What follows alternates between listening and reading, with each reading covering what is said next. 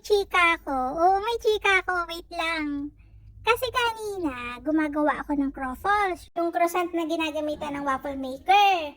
Paninda din yun. Tapos, habang gumagawa nga ako nun, nagpiprito din ako ng donut. Alam niyo naman ako.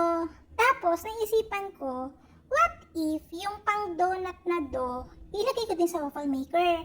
Sabi ko, wala lang, try lang. Tapos yun, nilubog ko din siya sa sugar. Tapos, yun. Actually, pwede naman talaga to. Pwede to sa sweet type dough at saka sa brioche.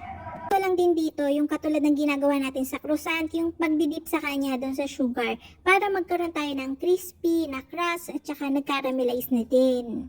Tapos yung binabrush nga natin dyan ay combination ng maple syrup at saka melted butter. And panalo talaga yung lasa. Ang sarap.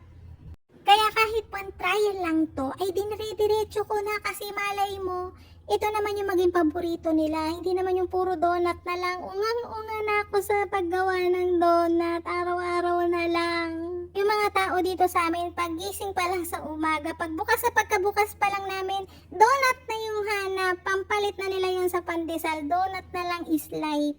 Anyways, kung makikita nyo dito na yung dough natin ay alsadong-alsado. Katulad ng nakikita nyo dyan, hinahawakan ko yan, pero yung paghahawak ko dyan, hindi ko inihigpitan. Magaan na magaan lang yung kamay ko para hindi siya bumagsak. Katulad sa paggawa ng donut, pag magpiprito na kayo, huwag nyong pisilin para hindi bumagsak.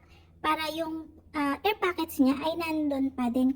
Para malambot pa rin yung ating donut o kaya itong ating waffle. So yun lang, kahit pagod, happy pa din kasi may chika din ako sa inyo.